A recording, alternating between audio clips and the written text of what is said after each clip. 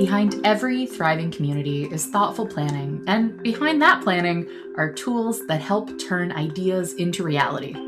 GIS isn't just about maps, it's about understanding patterns, making informed decisions, and shaping spaces where people live, work, and connect. Today, we're joined by Darian Shakerinia from Fathom Studio to explore how GIS fits into modern planning and design, why data-driven approaches matter, and what the future holds for innovation in this space. Whether you're a planner, a GIS professional, or simply curious about how technology transforms communities, this conversation is for you. Let's dive in.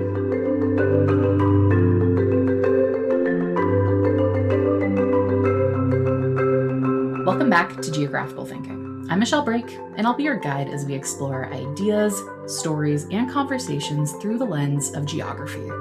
My guest today is Darian Shakerinia, an urban planner and member of the Licensed Professional Planners Association of Nova Scotia. Darian works at Fathom Studio, a multidisciplinary firm based in Dartmouth, Nova Scotia that specializes in architecture, urban planning, landscape architecture, and wayfinding. His experience covers everything from master planning to approvals and policy, and he brings a strong geospatial lens to that work, using GIS and spatial analysis as a core part of everyday decision-making. Thank you for joining me today, Darian, and welcome to Geographical Thinking. Thank you for having me, Michelle. I'm very excited to be here. Awesome. How are things going? I know we're both out here in Nova Scotia. Today's a pretty clear day, but any snow on your side of the province? No snow. It's been actually pretty rainy in Halifax, but after December, I will always take warm and rainy over cold and snowy. That's fair. After a certain point, you're like, I don't want to get up and shovel first thing in the morning. Exactly. Well, to get us started today, can you tell us a little bit about Fathom Studio and the types of projects you typically work on? Yeah, 100%. So you kind of covered a little bit of that. We are a multidisciplinary firm, and what that means is we have a number of disciplines that are doing work both independently and together collaboratively on projects. So those divisions are architecture, planning, landscape architecture, and wayfinding. And they come together across a number of different scales and sizes. So we do master planning work, individual site designs, and yields. We do, community projects, institutional projects, as well as a number of multi-res and residential projects as well. But really kind of covering this entire realm of design and planning from a very holistic perspective. Okay, and it sounds like a lot of fingers and a lot of pies, like a wide range of stuff that you guys are tackling, the wayfinding, the designing, the architecture, but also landscape architecture. Like, it's a wide range of stuff. Yeah, no kidding. But what is your role in all of this at Fathom Studio? What does a typical day look like? Yeah, I'm an urban planner with our planning team here. And so a typical day can vary quite a bit. Some days you might be out in the field doing public engagement, so on the ground doing site visits or in community halls hearing from community members. Other days might be more focused on collaborative design and charrettes. That can be internal with coworkers or with clients and with community members, kind of working together to create a vision for a site or an entire area. Other days are more independent and siloed. So working at the desk, doing 3D modeling, doing research, policy writing, and of course, GIS work and geospatial analyses. Okay, so busy days, it sounds like. Yeah, no kidding. There is no shortage of work in the Maritimes right now with the growth we've been seeing. I know, and things are constantly growing. It seems like every day I turn around, there's some new development happening. I take the ferry to and from Dartmouth and Halifax to work every morning, and I like to count the cranes as the months go on. I think the most I counted at one point was 14 cranes across Halifax's skyline. Wow. But a few less now, but still a significant amount for a city of our size. Okay. Now, thinking about the GIS side of your work, how does GIS help bridge the gap between the conceptual design and real world implementation? How does it fit into the work that you're doing? GIS really acts as this key base for getting all of our projects started. It goes without saying, all of these sites and projects and things that we work on exist somewhere in real life in 3D space, inevitably. And so having a strong basis to begin with in terms of collecting that geographic data, establishing property boundaries and environmental constraints and ownership, rights of ways, these sorts of things. It really can help, give yourself a great foundation for starting a project and prevent or mitigate any problems that can arise down the road from having insufficient, outdated, or incomplete data. Okay, and thinking about how that GIS role does play a part in the work that you're doing, do you find GIS tends to be well built at the start of the projects you're coming into? Is it something that we got to add on at the end? It can vary a lot, but where does that fall for what you work on? Definitely, it's one of those things I think that we're seeing more and more across the board and across all these disciplines is establishing a strong geospatial base from the very beginning with projects. I've been on different projects of different scales where there wasn't that kind of strong emphasis on making sure you had that data at the beginning, and so you're playing catch up later. You're working across with your subconsultants, and one person has a CAD file that's in one projection. It has X amount of data from X year. Maybe it's 3 years outdated. The property boundaries have changed. The shore has been infilled, and trying to play that catch up work later on when you've already done design work, when you've already created scenarios, when you've already engaged with the public, can be very challenging and can create a lot of issues for the success of a project. And so definitely within our firm, it's we have a big emphasis on from the very beginning making sure that we have all of these geographic and environmental constraints mapped and loaded within the different pieces of software that we use to ensure that we are going in with all the facts when it comes to the design and kind of visioning stages of these projects. Hmm. And I know we've already hinted at some of the different projects that you do work on, but can you give us some more examples of the projects where GIS has been a critical tool for decision making? Yeah, 100%.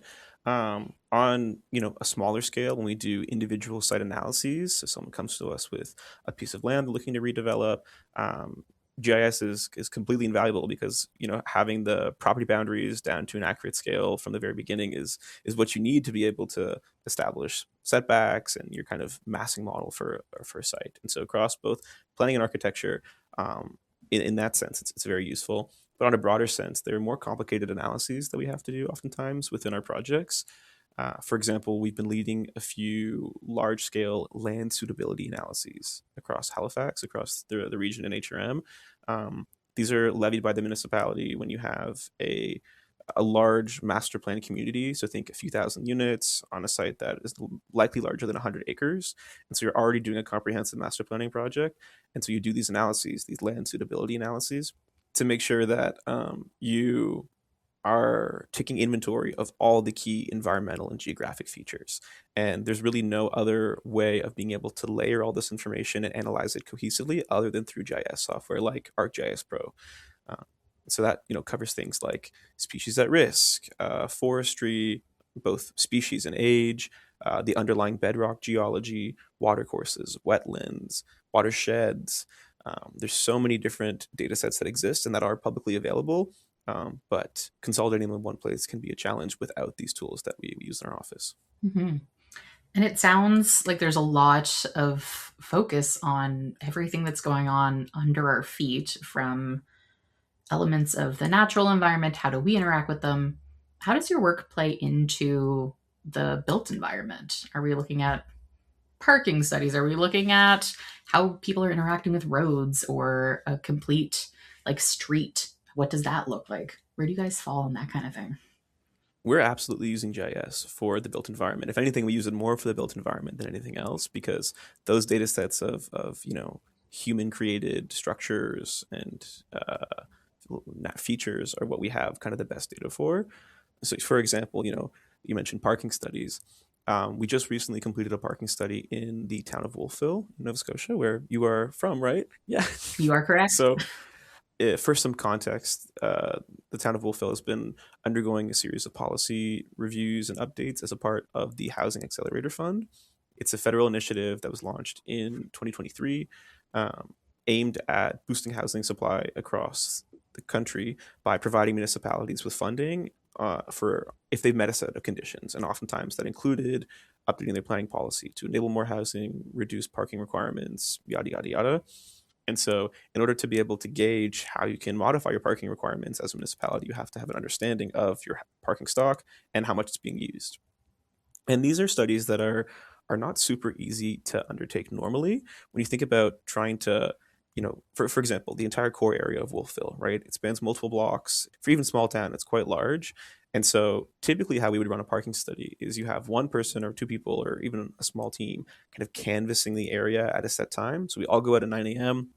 and we're walking up and down the streets with a clipboard, trying to count vehicles, trying to determine, oh, did that person just pull off, or are they about to pull over? Should we wait for them? It's slow, it's not always accurate, and because it takes so long to walk up and down all the streets while you're doing it, it's changing. It's hard to get a snapshot at one point in time.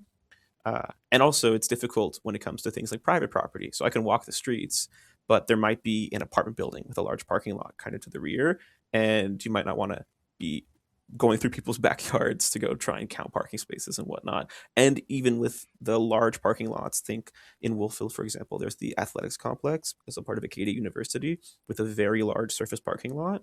You can fit over 400 cars there. Trying to just count 400 cars in one parking lot at one time is a feat in of itself.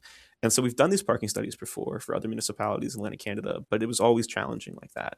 And so we were able to utilize GIS pretty creatively this past 2 falls ago. We started this work in September 2024 to combine both new technologic tools, new hardware, with the software in ArcGIS Pro. We flew the drone over certain portions of the town that have higher than average parking counts. So think the core area, think Acadia University, so on and so forth. And because you're flying a drone and it's a 6-7 minute drone flight, you're able to capture really a snapshot at one point in time that you're unable to do on the ground. So that's really interesting. Once you have all that imagery of what's going on, what's the next step? Are we sitting down and doing all of that car counting, but from pictures? Is there a way to make that easier? We were able to load them into ArcGIS Pro and utilize the, at the time, new AI object detection features. So it uses machine learning to analyze your images that you're uploading and detect objects that you can pre-train them. You can have the model trained yourself, or you can pre-train it. And so we used a pre-trained version of the model that was specifically trained to identify cars and vehicles from aerial photos. And it was so easy of get the photos, load them in ArcGIS Pro, and press a few buttons in the analysis tab, and boom, it analyzes our images. And we had immediately all of these vehicles then highlighted with bounding boxes that we could count and use to create utilization rates and peak times and whatnot for the different parking lots in the city. So it was kind of this great collaboration of using new technology in terms of the drones, the AI software, and also kind of having it all come together within this GIS space to solve a real issue that we had beforehand. Very cool. Now, what are the biggest advantages to using drone imagery and AI for this study compared to conventional methods? The drone imagery is great because it is, like I said, a snapshot at one point in time, and so you can capture a much larger area and kind of preserve it in a moment. So it's not as changing, as dynamic. It's more static.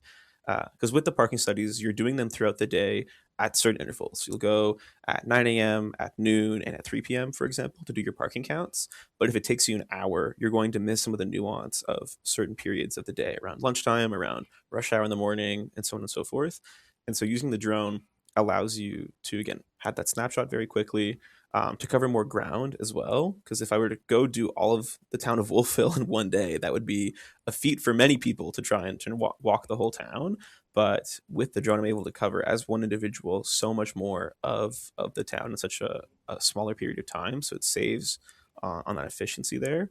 And then with the AI tools, it's a similar story of, again, kind of time and human resources being allocated towards counting vehicles. Not that I shouldn't say it's beneath anybody to sit there in ArcGIS Pro and go 1, 2, 3, 4, but I have done work like that before, where you're just kind of flipping between aerial images back and forth and adding dots. And it does get old pretty quickly, and B, it you can make mistakes too as a person. So the AI model itself isn't 100% accurate. There's always going to be things you have to tweak here and there, but to just have 90% of the work done right then, and you're just refining, speeds things up so much more, and makes this task of, kind of a behemoth amount of work of going out on multiple days, doing multiple rounds of counts, loading all that data geospatially and then trying to analyze it, it makes it from this big task into something that's much more manageable and repeatable. And I think that the efficiency and the repeatable part is what's really important, because if you have to do this for, say, an entire week and we're tracking, how does that change several times in a day? That's a lot of counting. I can see how it would take from a multi-day task into maybe a one-day task. So it's interesting there. Exactly. And I should say too that as much as these tools are useful and they help speed things up, they go hand in hand with the municipality or the client also having good GIS data. I feel like in Nova Scotia, we're very fortunate where a lot of our municipalities have very robust GIS teams and open data platforms, especially HRM, Halifax Regional Municipality. And Wolfville is no different. They had a whole suite of data that was available to us as the consultant, a very competent and comprehensive GIS team there that was great to work with. And so before we even started, they had all of their parking lots already mapped with existing counts that had already been in there and from previous studies, the number of parking spaces, things like that. And so it reduced this additional data collection burden that we had to do, where that data was already there. We just needed to grab the new parking data and we were able to compare and make things go so much faster. Yeah, I know. I've previously worked with looking at the maps to see what are the parking regulations and things around me. And Wolfville maintains their own web app of here's the different parking lots, the number of spaces, how long can you park there, and it's updated. The main thing being it gets updated, because Exactly. yeah, making something once and then forgetting about it, it's helpful, but great. Now It gets to a point of how helpful it can be after a while. exactly. Now that you've done all this work, what feedback did you receive from the municipality about the approach and the results to this project? They were a big fan of the approach. It was positive responses all around. And the results were great because we had done this work, had such a great suite of data, and very fine-grained interactive data, if that makes any sense. We had a polygon for each car that we counted at each time. It allowed us to do a great degree of interaction and analysis on the data, a much more thorough degree of analysis than maybe we would have been able to do beforehand. So again, in the past, you're doing your parking study and you're walking around, you're maybe just doing kind of tally markers on the sheet and going on with your day. But now with the imagery and the analysis in ArcGIS Pro, you can even see patterns within parking lots. So, people at the athletic center park closer to the door, and these parking spaces off to the side here at these portions of the lot were almost never used, even when the lot was at 100%.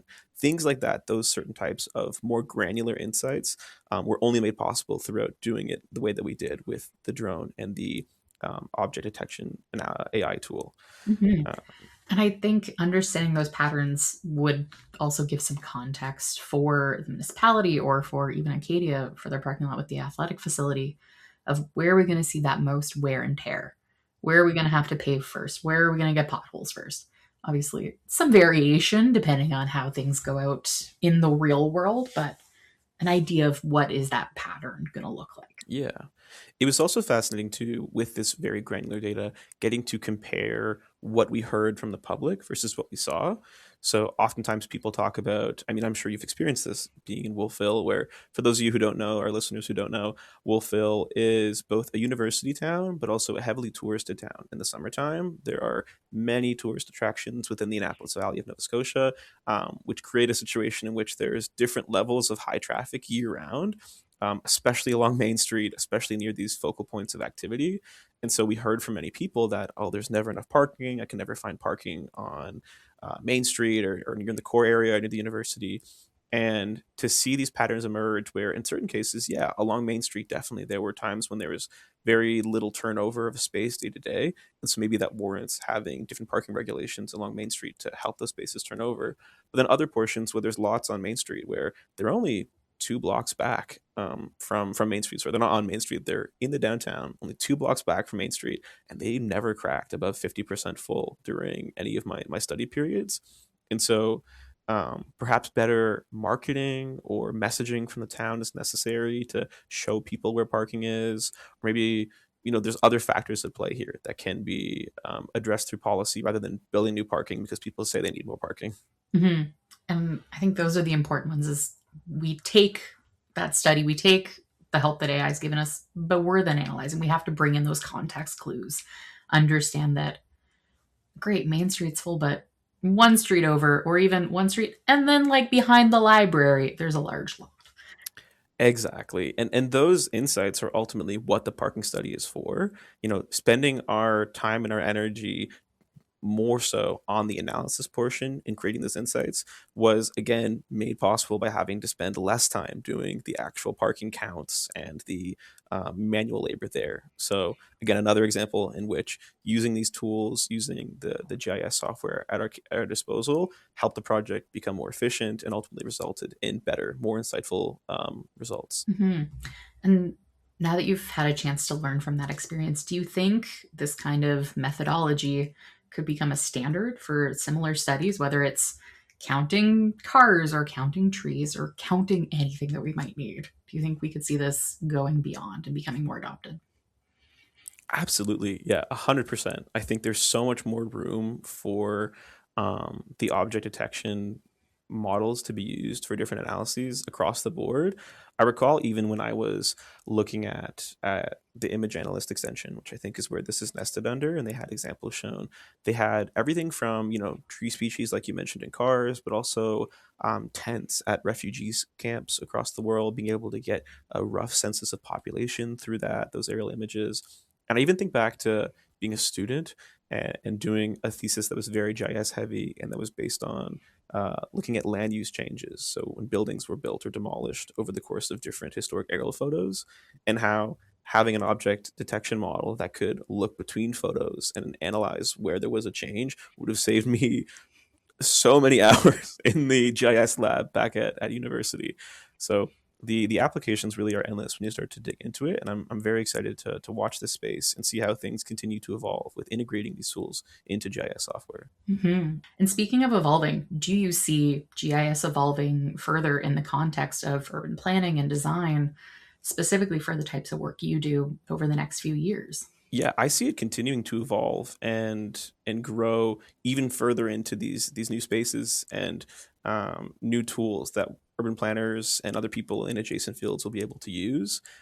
Kind of building off what I said earlier, where with a lot of the projects that we're doing, we're bringing in this geospatial data very early.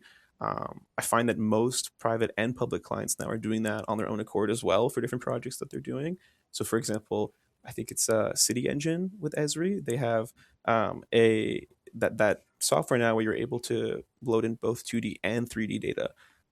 And it's a great tool for municipalities to be able to create this sort of digital twin that they're working with when they're doing their comprehensive planning reviews and secondary planning processes. And as most municipalities in Canada right now are updating their planning documents and their zoning documents to fast track housing and increase housing delivery. I think these kinds of new tools are going to be really useful to help them get that big picture planning from the very beginning and onward. Mm-hmm. And what kind of advice would you give to someone who's just starting in GIS, planning, or AEC today? Oof, great question. I would say don't get overwhelmed. I remember my very first GIS course that I did back in university, and people feeling very, you know, it was very daunting, the kind of scale of what you're able to do in these pieces of software, like GIS, like CAD, like all of these entire, these massive pieces of software that can do so many things. You kind of feel like, well, how am I going to learn any of this? How am I going to, even begin to use this as a tool? But not letting that discourage you and continuing to be curious and open new tabs and watch tutorials online, you'll realize how powerful they are and how useful they are. Because, like I said, I hinted at the beginning, everything that we do ultimately as planners, as architects, as designers, will hopefully have a space in the physical realm at some point. And so being able to understand this physical realm and the spaces in which we are inhabiting and planning and trying to design, having the best and most accurate and most up-to-date data that we can to begin our analyses with makes everything so much stronger and flow so much better down the road. And finally, to wrap us up here, how can people learn more about the work that you're doing or connect with your team? I'm going to plug our social media. We're on Instagram, we're on LinkedIn, we're Fathom Studio, FATHOM STUDIO, and our website is fathomstudio.ca. So you can kind of peep at all the cool, really interesting work that we're getting to do across the Maritimes. We have a lot of really, really interesting public projects that'll be coming to fruition in the next couple of months or so. So I'm super excited for those to go public and for people to be able to provide their feedback on that. But yeah, I'd say monitor our socials and our website for more of the cool work that we're getting to do here in Nova Scotia. Fantastic. And I'll make sure to keep an eye out to see if there's anything else that we can promote as well. Again, a huge thank you, Darian, for sharing your insights and expertise on how GIS is shaping the future of planning and design. Today's conversation reminded us that GIS isn't just about maps, it's about context, connection, and creating smarter, more resilient communities. From integrating spatial data into AEC workflows to leveraging technology for better decision making, the possibilities are exciting and transformative. Whether you're just starting to explore GIS or deep into the world of planning and design, we hope that this episode gave you something to think about, try, or share. Until next time, keep exploring, keep learning, and keep thinking geographically.